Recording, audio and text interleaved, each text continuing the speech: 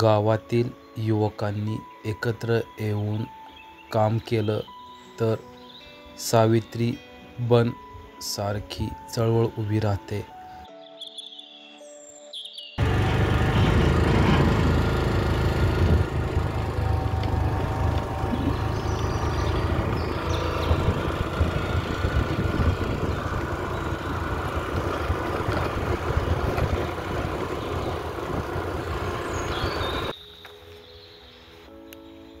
हा जो आपण परिसर पाहतोय हा बारामती तालुक्यातील पंधरे या गावातील पंधरे खिंड येथील आहे. या ठिकाणी पर्जन्यमान हे खूपच कमी असतं आणि उन्हाळ्यामध्ये तर झाडांना माणसांनाच प्यायला पाणी नसतं, तर झाडांचा तर प्रश्नच आपण इथं उपलब्ध होत नाहीत. अशाच या पंधरे गावामध्ये काही तरुणांनी एकत्र येत निसर्गाशी बांधिलकी, पर्यावरणाशी बांधिलकी जोपासत सावित्री बन नावाचं एक उपक्रम हाती घेतला. त्या उपक्रमालाच आज आपण भेट देत आहोत. तर आपण हा पाठीमागचा परिसर चालत येऊन ह्या सावित्री बनमध्ये प्रवेश करत आहोत. त्याचंच हे कंपाऊंड आहे. एक समाजाशी बांधिलकी, पर्यावरणाची बांधिलकी, निसर्गाशी बांधिलकी, वन्य प्राण्यांशी बांधिलकी म्हणून की काय, ह्या तरुणांनी असं ठरवलं की आपण एक असा डोंगराचा भाग घेऊया आणि त्या ठिकाणी एक असं बन उभं करूया की येणाऱ्या 10-12 वर्षांमध्ये या ठिकाणी इतकी झाडं निर्माण होतील की कदाचित पर्यावरणाचा समतोलसुद्धा यामुळे वाढू शकतो. आपण जो पाहतोय तो हा रस्ता या तरुणांनी अतिशय कष्टाने केलेला आहे आणि आपण पाहतोयच की या ठिकाणी वेगवेगळ्या प्रकारची झाडे आहेत.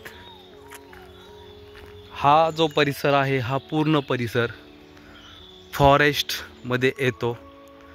फॉरेस्टची परवानगी घेत आणि फॉरेस्टचा म्हणजे आपण म्हणू शकतो की फॉरेस्टची लोकंसुद्धा झाडं लावतात, परंतु समाजातल्या लोकांनी पुढे येऊन अशा प्रकारचा उपक्रम हाती घेणं ह्यासाठी पण खूप मोठं धैर्य लागतं. यासाठी पण खूप मोठी क्षमता लागते. यासाठी पण खूप मोठी एक समूह निर्माण व्हावा लागतो. त्याचंच हे मूर्तिमंत उदाहरण म्हणजे पंधरे गावातील सावित्री बन. आपण आता या तरुणांनी जे काही उपक्रम केलेले आहेत, जे काही वृक्षारोपण केलेले आहे, त्याचे मी सर्वच्या सर्व आपल्यापर्यंत पोहोचवण्याचं काम करत आहे. या ठिकाणी हा सावित्री बनचा जो बोर्ड आहे तो आपल्याला दृष्टिक्षेपात पडत आहे. तसेच या ठिकाणी जर आपण पाहिलं तर असा खूप मोठा परिसर आपण पाहणार आहोत.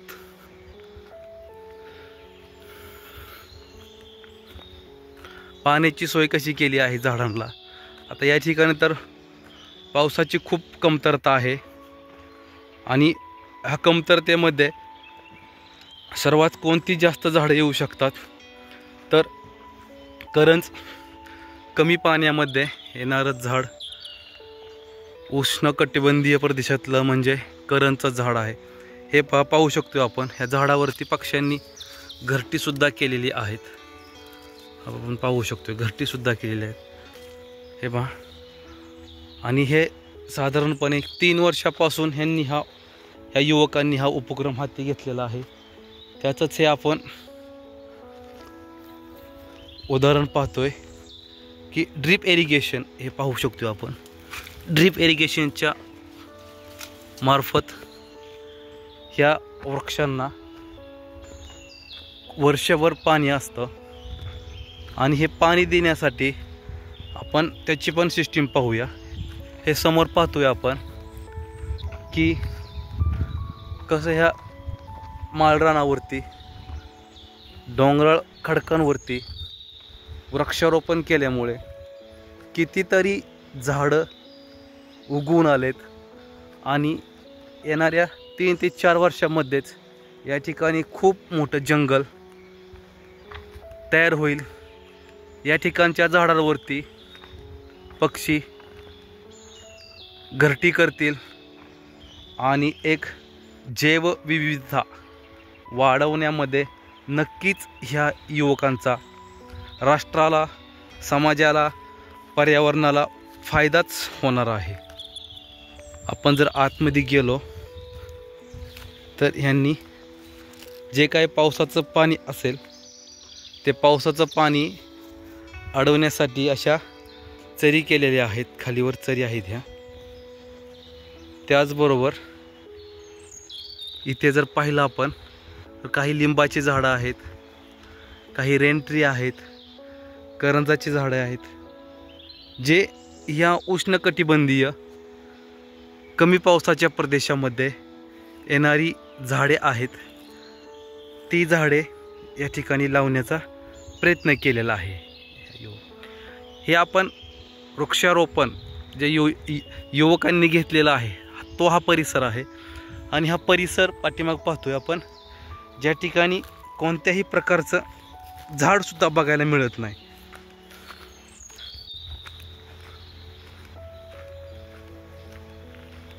दोन वर्षानंतरनी जर आपण या इथे आलो सावित्री वनामध्ये तर नक्कीच आपल्याला खूप मोठा बदल आणि झाडांची संख्या यापेक्षा दुप्पट वाढलेली असेल.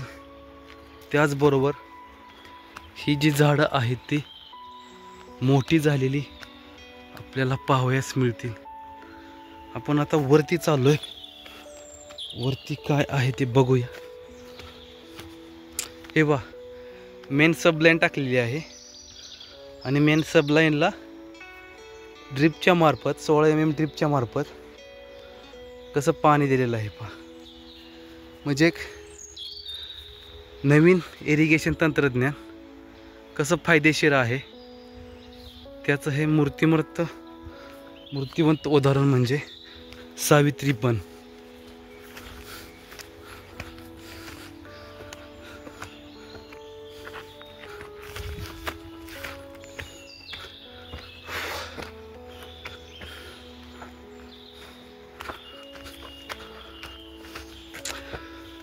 वरती आहे अजून खूप. या ठिकाणी संध्याकाळच्या वेळेला ज्येष्ठ मंडळी, मुले फिरण्यासाठी लोकसुद्धा येतात आणि आपला विरंगुळा करतात. त्यांच्यासाठी पंधरे ग्रामविकास मंच यांनी बसण्याची अगदी चांगली व्यवस्था केलेली आहे. आणि हा सावित्री वनचा दुसरा टप्पा आपण वेळानंतर तो पण एक्सप्लोर करणार आहोत. त्याच्या अगोदर आपण ह्यांनी जी पाण्याची सिस्टीम केलेली आहे ती पाण्याची सिस्टीम मी तुम्हाला दाखवतो. छोटासा रस्ता आहे हा वरती जाण्यासाठी. हे बघा इकडे कळकाची झाडं लावलेली आहेत, कळकाची बेटं आहेत. नक्कीच हे खूप चांगलं काम होतं या ठिकाणी. आणि जागोजागी असे ड्रिपचे पॉईंट्स काढलेले आहेत. आठवड्यातून 2दा प्रत्येक झाडाला एकदा तरी पाणी मिळतंच.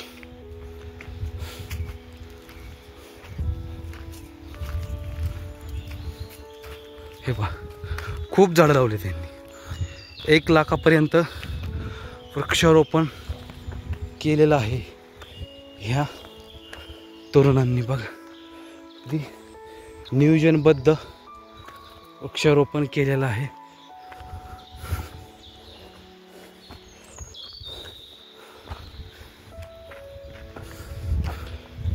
झाडांचे जर आपण प्रकार पाहिले तर करंज, आंबा, चिंच, वड असा हा यांचा टॉप पॉइंट आहे. इथून सगळीकडे आपण निरीक्षण करू शकतो.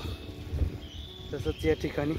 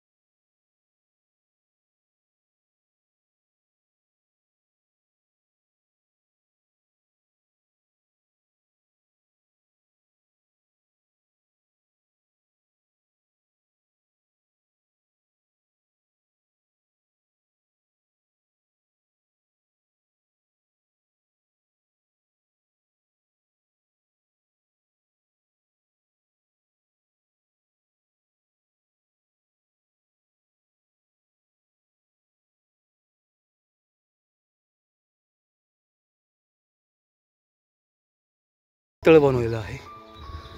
असं भव्य असं शेततळ आहे हे. शेततळ्यामध्ये यांच्या सहभागातून पाणी सोडलं जातं. ह्या शेततळ्याला पूर्ण कंपाऊंड केलेलं आहे. कोणी ह्याच्या आतमध्ये जाऊ नये आणि ते पाणी दूषित होऊ नये, पाण्यात कुठले प्राणी जाऊ नयेत म्हणून पूर्ण कंपाऊंड केलेलं आहे. त्याचबरोबर ह्या शेततळ्यामधलं पाणी आपण जर पाहिलं तर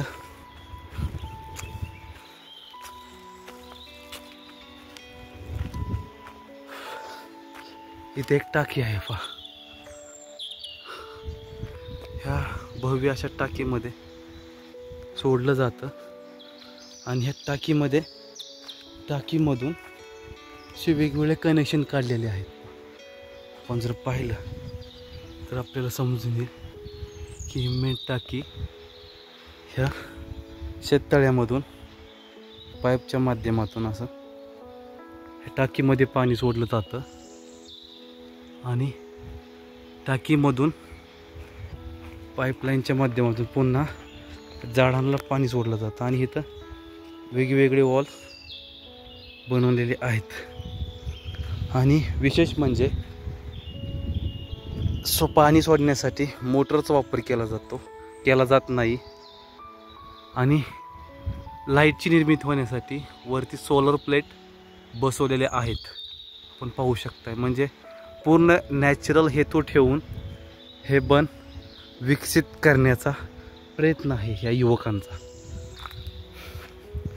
आपण आता पुढे पाहूया.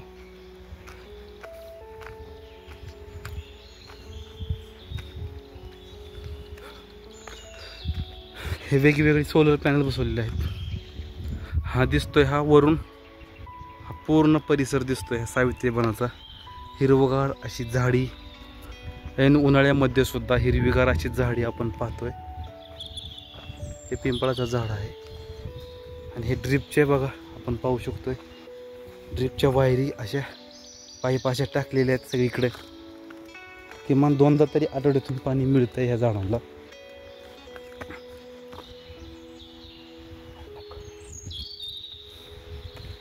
पार्ट बाकी होता तो हा स्तंभ जे आहे, शिडी पूर्ण सावित्री बनवरती नजर ठेवण्यासाठी हा जो स्तंभ उभारला. आता त्यावर आपण जाऊन एकदा नजर टाकूया वरचा परिसर कसा दिसतोय तो. इकडे पायऱ्या केलेल्या आहेत अशा. आणि याच्यावरून आपण पाहू शकतोय की पूर्ण सावित्री बन कसा दिसणार आहे तो. पूर्ण अशी सेफ्टी पायरी केलेली आहेत. पायरीवरती चढून आपण वरनी हा असा भव्य नजारा पाहू शकतोय सावित्री बनचा. एवढं बन हे युवकांनी विकसित केलंय. वरून जर पाहिलं तर अशी हिरवीगार वनराई सावित्री बनाची दृष्टिक्षेपात पडत आहे. हे पाहतोय आपण सगळं सावित्री बनाचा परिसर, जो पुढच्या 5 ते 6 वर्षामध्ये ह्याच्यामध्ये परिवर्तन होऊन एक भव्य असं जंगल या ठिकाणी उभं राहील.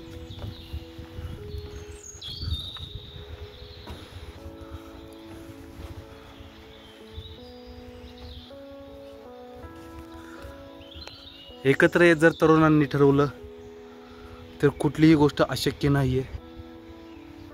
आपण जे करतोय ते फक्त स्वतःसाठी न राहता समाजाला, राष्ट्राला, पर्यावरणाला कसं उपयोग होईल त्याचासुद्धा थोडासा विचार केला पाहिजे. आणि हाच विचार या सावित्री बनच्या तरुणांनी केला आणि त्याचं हेच आपण आउटपुट बघतोय की पूर्ण हा परिसर हिरवागार झाडांनी झालेला आहे. हे असं डेरेदार हिरवगार लिंबाचं असं झाड पुणे जिल्ह्यातील कमी पाण्यावरती येणारं लिंबाचं झाड डेरेदार. त्या ठिकाणी थोड्या वेळ बसूया. हे पहा, खूप गार, एसीची सुद्धा गरज नाही, फॅनची सुद्धा गरज नाही. अतिशय नैसर्गिक हवा इथे अनुभवायला मिळत आहे. त्याचा थोडासा स्वाद घेऊया, थोडा वेळ आराम करूया आणि निघू. आपण जे पुढे बघतोय ते वडाची झाडं आहेत आणि ही वडाची झाडं खूप मोठी होणार आहेत आणि त्याची सावली थोड्याच दिवसांमध्ये आपण घेणार आहोत. हे पहा, इथे जागोजागी ड्रिपचे कनेक्शन दिसतात आपल्याला. पहा, जागोजागी ड्रिपचे कनेक्शन. पूर्ण एक सुद्धा झाड सोडलं नाही, सगळ्या झाडांना ड्रिपचे कनेक्शन केले. सावित्री बनचा हा पुढचा प्रवास आम्ही चालू केला.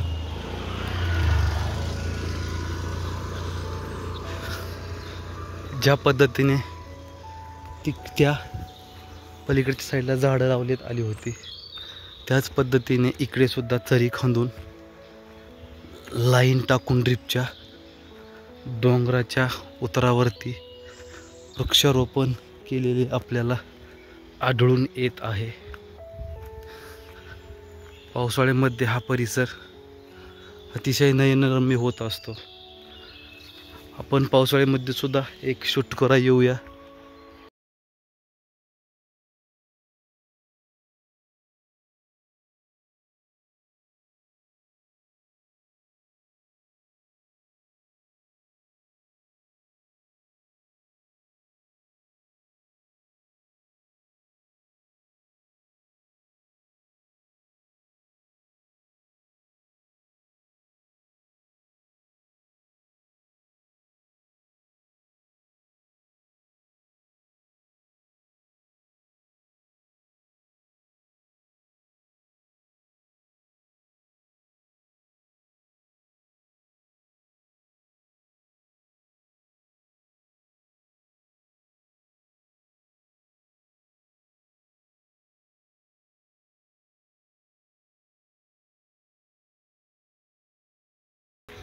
सावित्री बन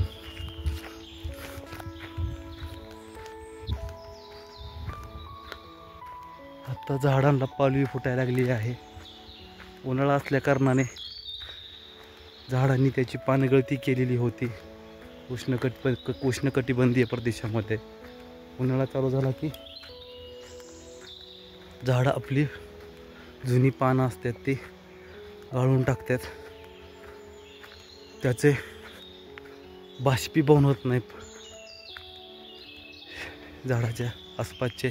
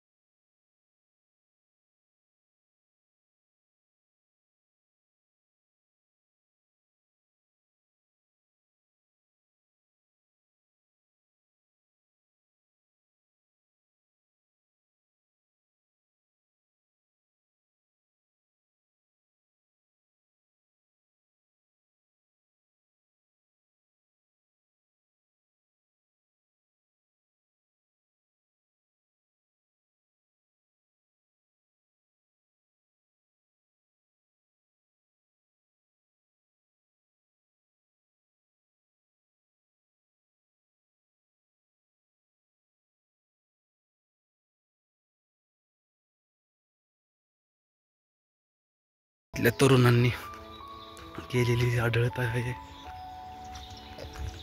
आपण जी समोर पाहतोय ती अजून एक पाण्याची टाकी, सब लाईन.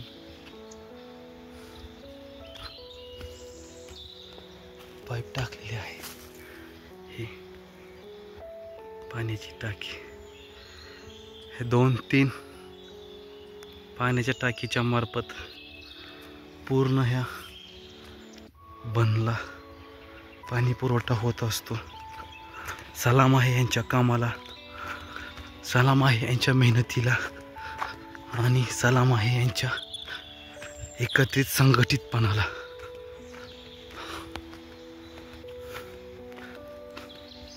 युवकांनी एकत्रित येत निर्माण केलेले सावित्री बन पाहून आम्ही परतीचा प्रवास सुरू केला. सलाम यांच्या कामाला.